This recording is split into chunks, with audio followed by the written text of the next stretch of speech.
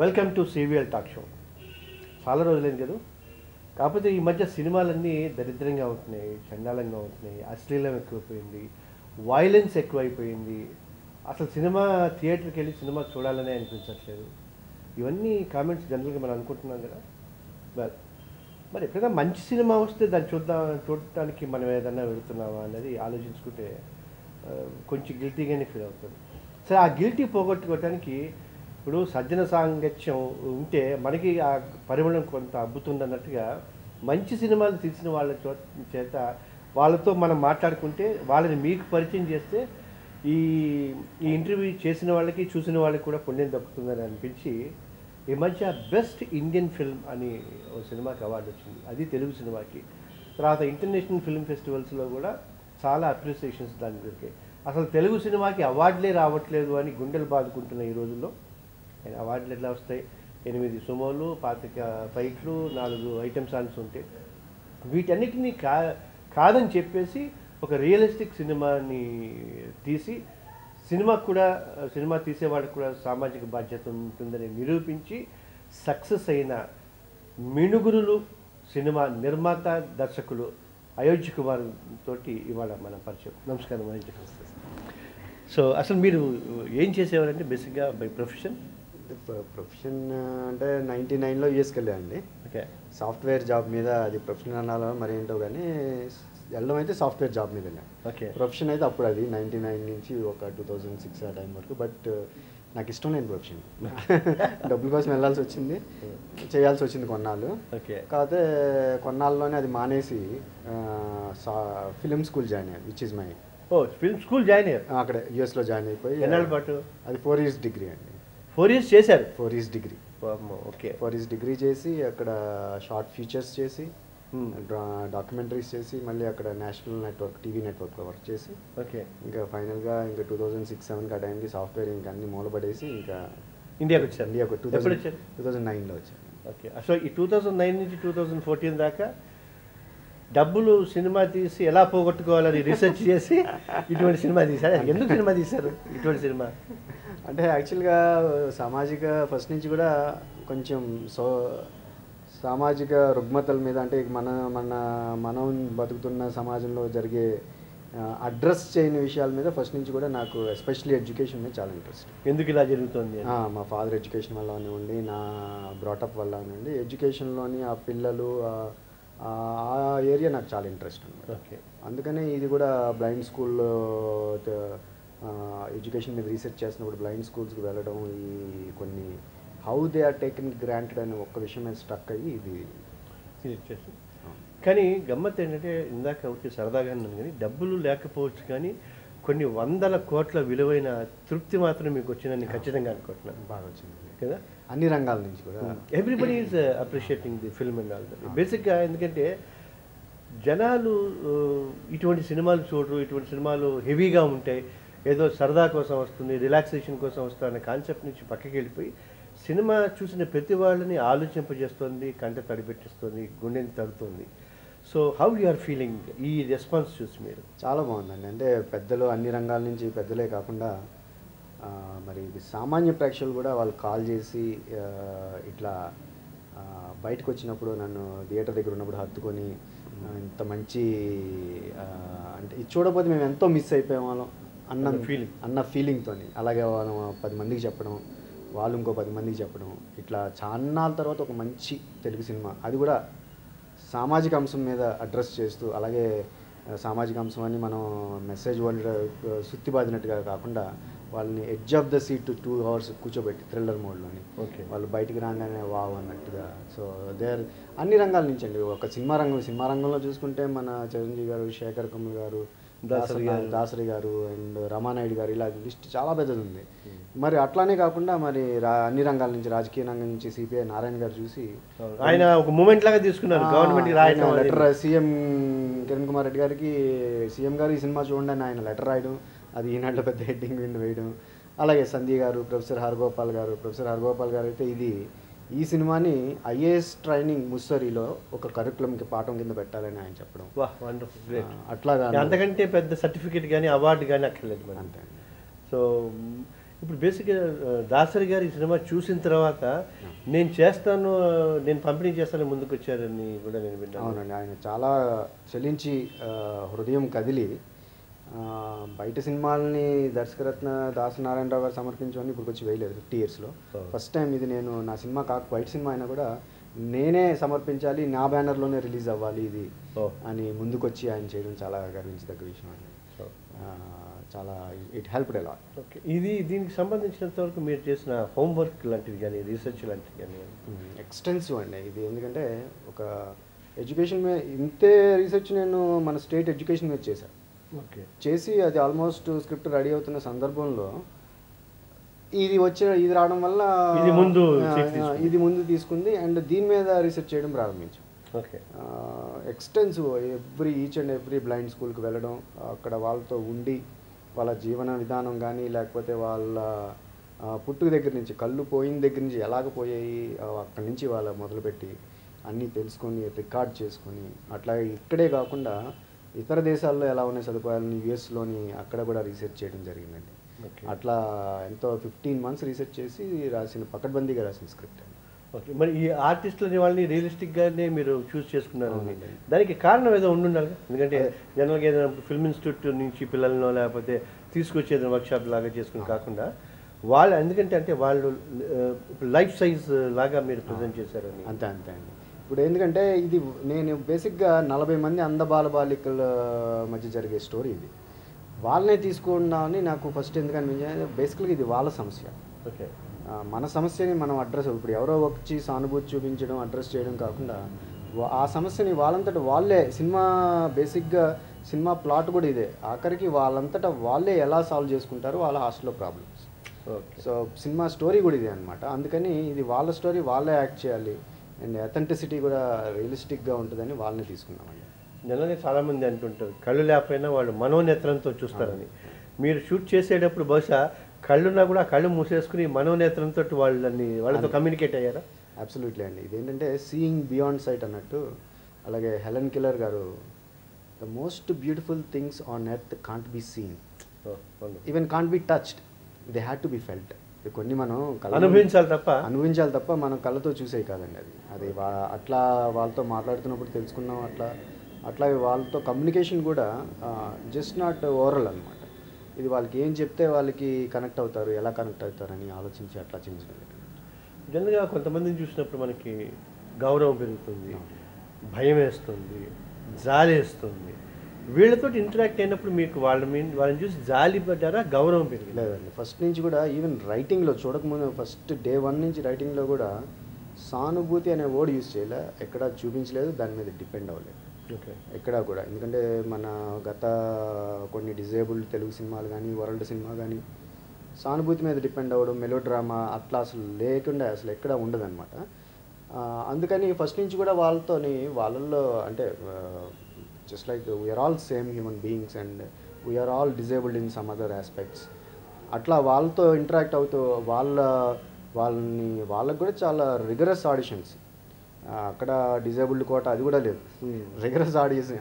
వాళ్ళు కొంత సీన్లు ఇచ్చి చేయగలిగితేనే వాళ్ళు అంత ఎనర్జీ లెవెల్ అంత పట్టుదల ఉంటేనే తీసుకున్నాను నేను. సో తీసుకోవడంలోనే 40 మంది స్ట్రాంగ్గా వాళ్ళ పట్టుదలని మేము ప్రూవ్ చేసుకోవాలి, ఇది ఆర్టిస్టిక్ జీలు ఉన్న వాళ్ళని తీసుకోవడం జరిగింది. అందువల్ల వాళ్ళు సెట్లో వచ్చేసరికి ఇంకా ఎక్సెల్ చేయగలిగారు. అంటే వాళ్ళ జీవితాలనే తెరకెక్కించేట్లే తెరకెక్కించామండి. దాని ఎగ్జాక్ట్లీ స్క్రిప్ట్ వైజ్ కాకుండా వాళ్ళలో ఉన్న ఇన్నర్ ఫీలింగ్ని మీరు ఎగ్జాక్ట్లీ అండ్ వాళ్ళ ఉన్న రాసుకొని కూడా వాళ్ళ ఉన్న టాలెంట్లు కొంతమంది పాడతాడు, కొంతమంది మిమిక్రీ కొంతమంది పద్యం చెప్తారు. ఇట్లా వాళ్ళ ఉన్న టాలెంట్ని అక్కడ ఆన్ ద సెట్స్ ఇంప్రవైజ్ చేయడం కానీ లేకపోతే ఇంప్లిమెంట్ చేయడం కానీ వాళ్ళ ఉన్న సమస్యల్ని ఇంక్లూడ్ చేయడం కానీ జరిగింది. జనరల్గా ఇప్పుడు వాళ్ళ పరిస్థితులు కానీ మేబీ అథారిటీస్ మీకేమనిపించింది? జనరల్గా గవర్నమెంట్ ఒక హెల్దీ లైఫ్ ఇవ్వాలని కాన్స్టిట్యూషనల్ రైట్, అది ఆరోగ్యకరం, it's not mere animal existence అని అంటుంది లా. అలా వాళ్ళ స్థితిగతులకి కారణం గవర్నమెంట్ కానీ అథారిటీస్ కానీ మీకు ఏమైనా అనిపించింది? అలాగే అది అందరం అండి, ఒక గవర్నమెంట్ అనే కాదు, ఎందుకంటే ఎవ్రీబడి కన్సర్న్, ఎందుకంటే గవర్నమెంట్ నుంచి డోనర్స్ నుంచి కొందరికి చాలా మంచి మనీ వస్తుంది.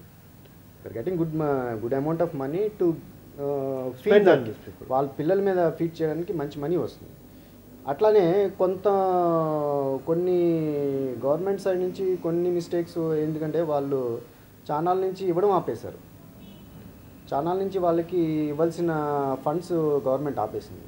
సో డోనర్స్ కొంతమందికి ఇస్తున్నారు, కానీ ఎవరు గవర్నమెంట్ ఇచ్చిందా డోనర్ ఇచ్చిందా అని పక్కన పెడితే ఆ ఇచ్చిన మనీ ఎంతవరకు యూజ్ అవుతుంది, అది కూడా ఎంతవరకు బాగా యూజ్ అవుతుంది అనేది పెద్ద సమస్య అనమాట. దాన్ని మిస్యూజ్ చేయడం, కళ్ళు లేవు కదా అని, అంటే చాలా మామూలు హాస్టల్స్లో కూడా ఇలాంటివి ఉన్నాయి, మనం రోజు చూస్తూ ఉంటాం. కానీ చూసే పురుగుండే మనకు తెలుసుకోలేరు పాపం. సో అందుకని ఎక్స్ట్రాగా వీళ్ళని కళ్ళు లేవు కదా అని గ్రాంటెడ్గా తీసుకునేది కొంచెం బాధాకరమైన విషయం. అటువంటి సొసైటీ మీద కసి పెరగలేదా? అంటే ఇప్పుడు అట్లీస్ట్ అంటే ఇంత దారుణాలు జరుగుతున్నా కూడా ఒక 10% మంది ఎంతో అయినా మంచి వాళ్ళు ఉండబట్టి ఇంకా we are all surviving and existing. అందుకని ఇలాంటి చూపెడితే కొంతమంది అన్నా కదిలి కొన్ని మంచి పనులన్నా చేయగలుగుతామేమో అని ఒక ఆశ. ఓకే, ఇప్పుడు ఈ సినిమా తీసి ఈ ప్రాబ్లమ్స్ని అడ్రస్ చేసి జనాలకి చూపించారు, ఆలోచించండి, రియాక్ట్ కండి అంటున్నారు. దీన్ని ఒక మూమెంట్గా తీసుకుని కానీ లేకపోతే దీన్ని కంటిన్యూ చేద్దామని కానీ ఏదైనా ఆలోచన ఉందా మీకు? అంతే అండి, ఒక సీయింగ్ బియాండ్ సైట్ అని ఒక ప్రోగ్రామ్ పెట్టాము. ఇట్స్ కాల్డ్, అది ఈ సినిమాకి సంబంధం లేకుండా, ఈ సినిమా ఇప్పుడు అయిపోయింది, రిలీజ్ అయింది, నడుస్తూ ఉంది, దీనికి సంబంధం లేకుండా ఒక ప్రోగ్రామ్ పెట్టి మొన్న Jan 4th world Braille day, Louis Braille birthday రోజున 5K walk to bring awareness among us, మనలో వాళ్ళ గురించి అవేర్నెస్ తీసుకురావడానికి. Basic things like traffic signals దగ్గర ఆడిబుల్ సిగ్నల్స్ ఉండవు, సిగ్నల్ ఎప్పుడు అయిపోయిందో తెలియదు, ఎప్పుడు రెడ్ వచ్చిందో ఎప్పుడు, అలాంటి చిన్నవి అది యూఎస్లో కానీ పక్క దేశంలో ఎక్కడైనా ఆడిబుల్లో వస్తుంది. గ్రీన్ గ్రీన్ గ్రీన్ మూవ్ అని ఇట్లా చిన్నవి. ఈవెన్ బిల్డింగ్ ఎక్కుతున్నప్పుడు ఫస్ట్ బిల్డింగ్ ఎక్కగానే వాడు ఇలా అనగానే అక్కడ టాక్టైల్ అంకెలు ఉంటాయి, వాడికి తెలిసిపోద్ది 3rd floor 4th floor అని లిఫ్ట్లో కానీ ఎక్కడైనా కానీ. సో ఇప్పుడు మన కార్పొరేట్స్లో ఇంప్లిమెంట్ చేస్తున్నారు, కానీ రెగ్యులర్గా చాలామందికి అయ్యి అందని పరిస్థితి. ఈ కొన్ని ఎగ్జాంపుల్స్ మాత్రమే ఇట్లాంటి బేసిక్ అవేర్నెస్ తీసుకురావడానికి ఆ వాక్ చేసాం, 5K వాక్. ఇప్పుడు ఎంతమంది కనీసం మన స్టేట్లో ఎంతమంది బ్లైండ్ పీపుల్ ఉంటారని అంచనా? అంటే పార్షియల్, ఇందులో కూడా రకరకాలు ఉన్నారండి. Partial blind, total blind, partial blind, total complete blindness and colour blindness అని, అలా ఒక లైట్ పర్సెప్షన్, కొంత లైట్ మాత్రమే కనిపిస్తుంది. ఈ స్టాటిస్టిక్స్ అన్ని తీసుకుంటే ఒక ఐ థింక్ 8% దగ్గర ఆ రేంజ్లో ఉన్నారు. 8 to 10% ఇంక్లూడ్ సైటెడ్, అంటే పార్షియల్ సైటెడ్. సో మిగతా 90%లో మనం ఒక్కొక్క స్టూడెంట్ అడాప్ట్ చేసినా కూడా we need only another 10% to react. మిగతా 80% సైలెంట్గా ఉన్నా కూడా చూస్తున్నారు కదా.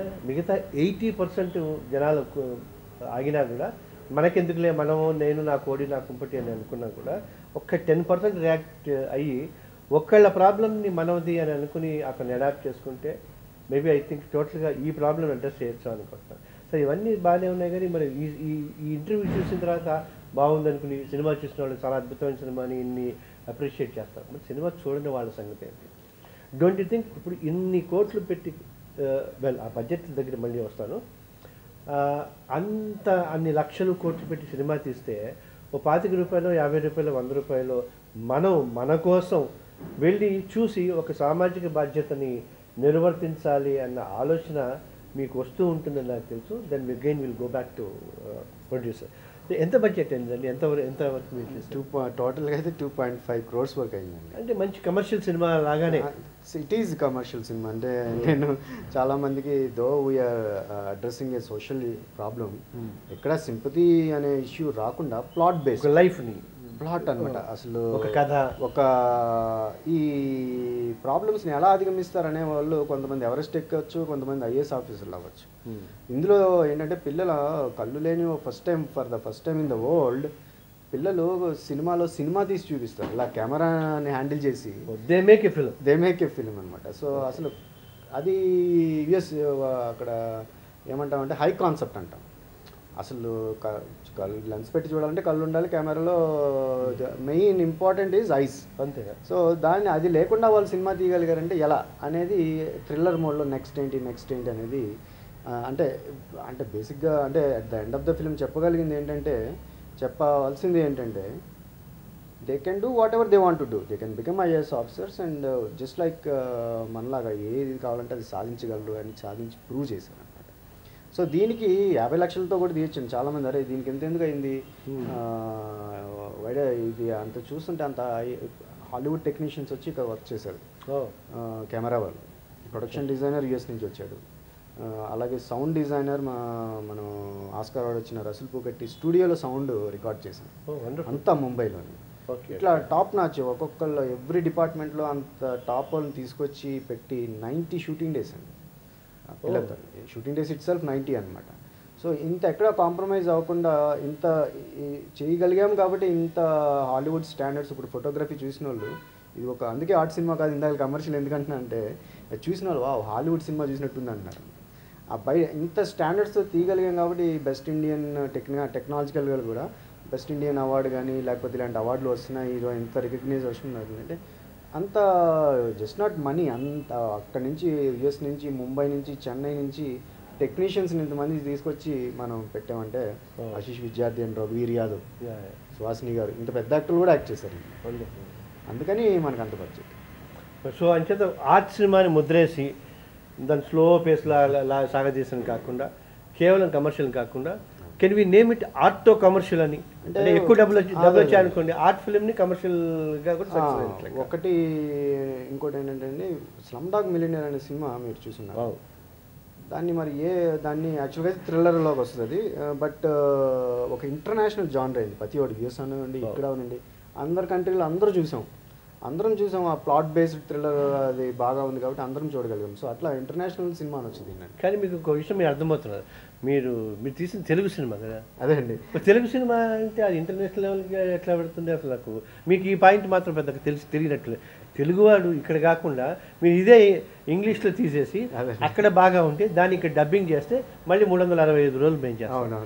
అందుకోసమే అవి ఆపటానికే we have started a movement. RK news యాజమాన్యంతో ప్లస్ మీ సహృదయతతో మీ ఆలోచించే పద్ధతితోటి మాలాంటి కొంతమంది కలిసి మంచి సినిమాని ప్రమోట్ చేద్దాం అనుకున్నాం. మేబీ అదే అనిపిస్తుంది, కొంతమంది ఒక గ్రూప్స్ లాంటివి ప్రిపేర్ చేసి మంచి సినిమా రావట్లేదు, బ్యాడ్ సినిమా ఉంది, అబ్సినిటీ ఉంది, వైలెన్స్ ఉందని వాటిని క్రిటిసైజ్ చేయటం ఈజీనే. మరి మంచి సినిమా వచ్చినప్పుడు దాన్ని ఇప్పుడు ఈ సినిమాని మనం 100 రోజులు చేసి సూపర్ హిట్ చేసి రికార్డ్ కలెక్షన్స్లో వేసేస్తే రేపొద్దున మళ్ళీ అందరూ ఇటువంటి సినిమాలు ఇస్తారు, మంచి సినిమాలు తీస్తారు. Then there is no scope for the people to criticise the bad film because they don't be any bad film కాదనమాట. సో మీకేమనిపిస్తుంది అంటే సమాజంలో కానీ జనాల్లో కానీ కొంత స్తబ్దత ఉంది, మనకెందుకులే ఉంది అని అనిపించట్లేదా? ఉందండి, టు బీ ఫ్రాంక్ ఉంది. ఎందుకంటే నాకు మొన్న ఎవరో కూడా అడిగారు, మన టెక్నాలజికల్గా మన తెలుగు సినిమా మీ అభిప్రాయం ఏంటి, ఎంత ముందుకు వెళ్తుందని. అసలు టెక్నికల్గా పక్కన పెట్టండి, ఎందుకంటే మనం ఎప్పుడూ వెనకబడే అంటే టెక్నికల్గా ఇప్పుడు గ్రావిటీ లాంటి సినిమాలు రీచ్ అవ్వాలంటే చాలా టైం పడుతుంది, ఇంకా కొన్ని సంవత్సరాలు పడుతుంది. సో అది పక్కన పెడితే మనం రీచ్ అవ్వగలిగింది స్మాల్ ఇరాన్ కంట్రీ కూడా ప్రతి కంట్రీ పోటీ పడుతుంది కథాంశంలో, కథా వస్తువులో, ఆ కథ ఎంపికలోని ఆ కథని దానికి డబ్బులు అవసరం లేదండి, దానికి హృదయం ఉండాలి, టాలెంట్ ఉండాలి అంతే. సో అటువంటి వాటిల్లో మనం కంటెంట్ నేను ఇంత చెప్తుంది ఏంటంటే కంటెంట్ విషయంలో మనం వెనక్కి వెళ్తున్నాం, ముందుకు వెళ్ళట్లేదు. ఇప్పుడు మరి అంకురం అటువంటి సినిమాలు వచ్చిన 90s 80sలోనే మరి ప్రతిఘటన కానీ ఆ టైంలో వచ్చిన సినిమాలు ఇప్పుడు రామోజీ గారితో నేను కలిసి డిన్నర్ చేసినప్పుడు ఆయన చెప్పిన మాట, నా ప్రతిఘటన ఆ రోజు ఇప్పుడు తీసి ఆవిడ చూడండి అంట ఆయన అంటున్నారనమాట. సో మరి అంకురం లాంటి సినిమాలు 90లో ఇప్పుడు స్కోప్ లేదండి. సో కంటెంట్ బేస్గా మనం వెనక్కి వెళ్తున్నాం, స్కోప్ లేదు. 1 సెకండ్ ఒక నిమిషం. ఇప్పుడు ఆయన అన్నట్టుగా కంటెంట్ బేస్గా వెనక్కి వెళ్తున్నాం అంటే ఎవరి బాధ్యత అని అనుకోవాలి మనము? మన బాధ్యత, తీసేవాళ్ళ బాధ్యత. మీరు ఇటువంటి దరిద్రమైన సినిమాలు తీస్తున్నారు కాబట్టి మేము చూస్తున్నాం అని అంటున్నాం, మరి మంచి సినిమాలు చేస్తున్నాం మనమేమంటున్నాం? సో ఇది కొంచెం ఆలోచించాల్సిన విషయం. ఎందుకంటే రామ్ గోపాల్ వర్మ మధ్యాహ్నం తెలుగు వాళ్ళు నా సినిమాలు చూడటానికి ఇంకా కాలేదు అని చెప్పేసి పాలిటిక్స్ విషయానికి వస్తే మన ఆమ్ ఆద్మీ పార్టీ అక్కడ ఢిల్లీలో విజయకేతనం ఎగిరేస్తే ఇక్కడ తెలంగాణ నుంచే 1,00,000 మంది జాయిన్ అయితే లోక్సత్తా 5 సంవత్సరాల క్రితం స్టార్ట్ చేసిన, of course you know that I also have contested from Secunderabad పార్లమెంట్కి లోక్సత్తా నుంచి. ఆయన ఏమంటున్నారు, మన వాళ్ళు ఇంకా ఎదగలేదు, కులాలు మతాలు వర్గాలు డబ్బులు అని అంటారు. అంటే తెలుగు జాతి ఇంతేనా, తెలుగు ప్రజలందరూ ఇంతేనా?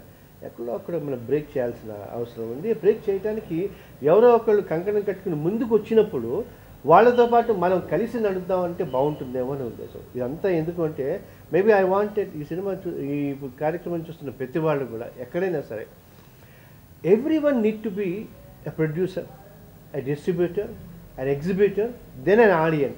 నేను ఇటు నుంచి కానీ ముందు సినిమాకి వెళ్ళండి అంటలా. మీరు సినిమాని ఈ కార్యక్రమం చేసిన ప్రతి ఒక్కరు ఈ సినిమాని 1000 మందికి చూపించడానికి కంకణం కట్టుకోండి, లేదా మీరు ఒక క్వాసీ ఎగ్జిబిటర్ డిస్ట్రిబ్యూటర్గా తరవెత్తండి. అప్పుడు తెలుగు ప్రజల మీద తెలుగు జాతి మీద ఉన్న ఈ అపప్రథ పోతుంటుంది. కంటెంట్లోకి వెనక్కి కాదు, కంటెంట్లో ముందుకు కూడా పెడుతున్నామని నిరూపించాల్సిన బాధ్యత కేవలం ప్రేక్షకులదే. Hope you are listening and understanding. And I'm sure అండి మా వాళ్ళు కొంచెం ఆలోచిస్తూనే ఉంటారు. అండ్ ఎక్కడొక్కడ మొదలైతే కావాలి. మంచి మంచి సినిమాలు చేస్తూనే ఉన్నాం, ట్రై చేస్తూనే ఉన్నాం.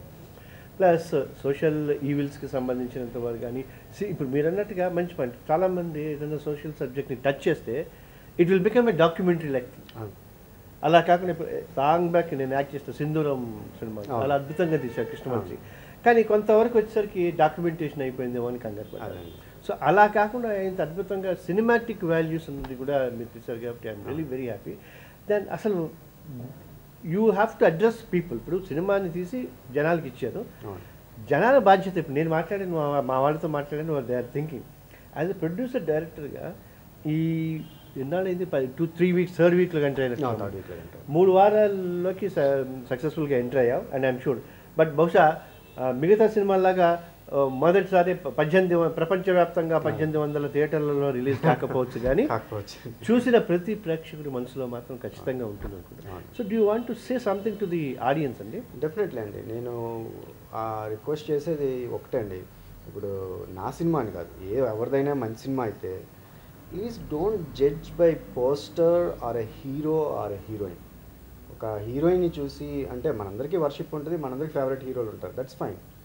కానీ ఒక పోస్టర్ని చూసి, హీరోని చూసి, హీరోయిన్ చూసి మాత్రమే జడ్జ్ చేయకుండా కంటెంట్ చూసి, సబ్జెక్ట్ చూసి జడ్జ్ చేసి సినిమాకి వెళ్ళిన రోజు వస్తే డెఫినెట్గా ఇలాంటి సినిమాలు వస్తాయి. అయితే అటువంటిప్పుడు ఐమాక్స్లో సినిమాకి వెళ్ళినప్పుడు బయటకు వచ్చి మన ఇంటర్వ్యూలో పాప్కార్న్ తింటాం. ఐమాక్స్లో వెళ్ళదంట్లా. ఐమాక్స్లో అన్ని సినిమాలు, మెట్రో సినిమాలు చూస్తూ ఒకరోజు పాప్కార్న్ ఆపేస్తే ఆ పాప్కార్న్ ఖరీదు పెడితే మంచి సినిమా చూస్తుంది. But you also have to see this cinema అని చెప్పచ్చు కదండి. అంతే అండి. అండ్ ఇంకోటి ఏంటంటే అది ఒక్కటే కాకుండా దయచేసి ఇప్పుడు బ్లైండ్ వాళ్ళు అనగానే ఒక ఏడుపు సినిమా అని, ఒక డాక్యుమెంటరీ అని, ఇట్లా జడ్జ్ చేయదు. ఎందుకంటే అది అసలు ఈ సినిమా చూస్తే అసలు ఆ థాట్, ఆలోచన విధానమే పోద్ది. కష్టాలు కన్నీళ్ళు తప్ప ఏమీ లేదు అని కాకుండా అలా ఆ విధానమే పోద్ది. ఇప్పుడు మనం యూఎస్లో చూసుకుంటే ఎంతోమంది disabled people, even including Tom Hanks లాంటి వాళ్ళు కూడా ప్రూవ్ చేసి హిట్ చేశారు పెద్ద పెద్ద సినిమాలు. చిల్డ్రన్ సినిమాలు పెద్ద హీరోల రేంజ్లో ఆడతాయి అక్కడ. సో మనం ఎందుకు ఇంకా ఒక విధంగా అంటే ఆ వర్డ్ యూజ్ చేయకూడదు, చేయొచ్చో లేదో కానీ ఆ భావదారిద్ర్యంలో ఇంకా మరి మనం ఎందుకు ఇంకా అట్లా ఆ పోస్టర్ చూసి జడ్జ్ చేస్తాం? అదే తెలిసిన హీరో దగ్గరికే వెళ్తాం, మళ్ళీ బయటికి రాగానే తిట్టుకొని వస్తారే ఎందుకు ఈ సినిమా అని మళ్ళీ తిట్టుకుంటాం, కానీ మళ్ళీ అదే సినిమాకి వెళ్తాం. బట్ మీరు అన్ని సినిమాలు చూడండి, కానీ జడ్జ్ చేయకుండా సబ్జెక్ట్ బాగుంది అన్నప్పుడు ఓకే. ఒక నేషనల్ మీడియా అన్ని పేపర్లో ఎన్ని రివ్యూస్ ఇచ్చాయి, ఇంతమంది చెప్పారు, ఏముంది ఈ సినిమాలో? మనం 3 గంటల టైము 30 రూపాయలు పెట్టుకుని వెళ్ళి చూసి బాగుందంటే 10 మందికి చెప్పి, బాగాలేదంటే ఖచ్చితంగా మళ్ళీ మీకే చెప్పి, నాకే చెప్పి, అంతే కదా. అటువంటి పని నేను నా సినిమా అని కాదండి, ఏ సినిమా అయినా సరే అట్లా ఆ రోజు సబ్జెక్టుని చూసి మనం అప్రిషియేట్ చేసి సినిమాకి వెళ్ళిన రోజులో డెఫినెట్గా మంచి సినిమా వస్తుంది. మేబీ ఐ థింక్ ఇప్పుడు చాలామంది ఐఓట్ అనే ఆర్గనైజేషను అండ్ ఇట్లా రకరకాలుగా ఉండి ఓటు వేయటం విద్యుత్ ధర్మం అని, దేశాన్ని సమాజాన్ని కాపాడుకోవటం కోసం అనుకున్నప్పుడు బహుశా మీరు చెప్పిన, అంటే మీ సినిమా కానీ, మీ సినిమా కంటెంట్ కానీ, మీ ఇంటర్వ్యూలో మీరు చెప్పిన విషయాలు కనిపిస్తే బహుశా మామూలుగా మిగతా యూ సర్టిఫికేట్ వచ్చి ఉంటుందండి మీకు? యూఏ అండి. యూ బై ఏజ్ అంటే 2 తీసుకున్నాం, ఒకటి యూఏ ఒకటి యూ సర్టిఫికేట్ 2 ఓకే. తీసుకున్నాం. Under parental guidance. UA theatrical చేస్తున్నామండి. ఓకే యూ మాత్రం ఎక్స్క్లూజివ్గా స్కూల్స్కి వెళ్ళి వేస్తున్నాం పిల్లలకి. Okay wonderful. అది మొత్తం పిల్లల సినిమాల. ఓకే. సో అంటే ఈ సినిమాని ఖచ్చితంగా 18 ఏళ్ళు అబ్బాయిలకి అమ్మాయిలకి 21 ఏళ్ళు అమ్మాయిలకి నిండితే ఎలాగైతే ఓటేయాలో పరిణితి వచ్చిన ప్రతి వాళ్ళంతటా వాళ్ళు వెళ్ళటం, లేకపోతే పిల్లల్ని పేరెంట్స్ తీసుకుని కంపల్సరీగా ఒకసారి సినిమా చూసి దెన్ మీ విద్యుత్ ధర్మాన్ని మీరు నెరవేర్చించండి. ఏంటంటే పిల్లలు పెద్దవాళ్ళని తీసుకెళ్ళాలి, పెద్దవాళ్ళు పిల్లల్ని తీసుకెళ్ళాలి. అలాంటి cinema I think okay. And I wish great success అండి. అండ్ ఐమ్ హ్యాపీ, ఎందుకంటే చాలా ధైర్యం చేశారు మీరు. ఎందుకంటే ఒక సోషల్ ఈవిల్ని టచ్ చేసి దానికి సినిమాటిక్ విజువలైజేషన్ చేసి, నేను విన్నది ఏంటంటే దృశ్య కావ్యం లాగా కూడా తయారైందండి. And I wish all the best అండి. థ్యాంక్స్ అలాట్ అండి. Thank you very much. So చాలా అద్భుతమైన కాన్సెప్ట్తో తీసిన సినిమా ఇది. ఖచ్చితంగా వాళ్ళ బాధ్యత వాళ్ళు నిర్వర్తించారు. ఎందుకంటే నేను ఇన్నిసార్లు చెప్పడానికి కారణం కూడా అవుతుంది. గత 15-20 ఏళ్ళ నుంచో 25 ఏళ్ళ నుంచో ఈ సినిమా పోస్టర్ బాగాలేదు, ఈ సినిమా దరిద్రంగా ఉంది, ఈ పాట లిరిక్ బాగాలేదు, వైలెన్స్ ఎక్కువ ఉంది, అబ్సిడిటీ ఎక్కువ ఉంది, వల్గారిటీ ఎక్కువ ఉందని బోల్డ్ కేసులు వేసినప్పుడు మరి మంచి సినిమా వచ్చినప్పుడు నా వంతు, ఇప్పుడు మంచి సినిమా వచ్చింది ఎందుకు చూడట్లేదు అని ప్రజల మీద కేసు వేయలేను కదా, వాళ్ళకి ఒక అప్పీల్ మాత్రమే నేను చేయగలను. కాబట్టి please come, let us join together in making a wonderful film a big success అని. ఎందుకంటే నేను పొరపాటు చేయలేదు అనుకుని నిర్మాత దర్శకులు అందరూ నటినట్లు కనుక అనుకుంటే వాళ్ళ ఇది సక్సెస్ అవుతుంది. ఆ పొరపాటు చేయలేదు, మంచి సినిమా తీశాను, మంచి సినిమా తీసినందుకు ఖచ్చితంగా నాకు అవార్డ్స్ రివార్డ్స్తో పాటు ఈ క్యాష్ ఫ్లో కూడా వస్తుందంటే ఇంకో 25 సినిమాలు మంచి సినిమాలు తీయడానికి ముందుకు వస్తారు. ఎందుకంటే మనకు కూడా మంచి సినిమాలు కావాలని చెప్తున్నాం కాబట్టి, ఒకవేళ మంచి సినిమాలు అక్కర్లేదనుకుంటే బోల్డ్ సినిమాలు ఉన్నాయి. ఇప్పుడు ప్రతిరోజు పేపర్ చూస్తే 99% మనకు అక్కర్లేని సినిమాలు, మనకి చెడగొట్టే సినిమాలు. మీకు ఈ సినిమా కావాలా ఆ సినిమా కావాలా నిర్ణయించుకోండి. సో ఐ విష్ ఎవ్రీవన్, మళ్ళీ వచ్చే వారం వచ్చేసరికి ఇంటరాక్షన్ మీతో ఉంటుంది. అయోధ్య కుమార్ గారిని కూడా నేను ఇన్వైట్ చేస్తాను. చూసిన ప్రతి ఒక్కరు బస్సు అందుకోసం మేము లైవ్ ఇన్ కాలా, ఇంతకుముందు ఇప్పటికే చూసిన వాళ్ళతో పాటు మిగతా కొత్త వాళ్ళు కూడా చూడండి. ఒకవేళ చూసిన వాళ్ళంటే మళ్ళీ ఇంకొంత విమర్శనాత్మక దృష్టితో కనుక చూస్తే బహుశా ఆర్కే న్యూస్ మేనేజ్మెంట్ ప్లస్ నా తరఫున కూడా కొంత ఇన్సెంటివ్ లాంటివి ఏమైనా ఇచ్చి మనం ఇంటరాక్ట్ అవుదాం. Okay, thank you.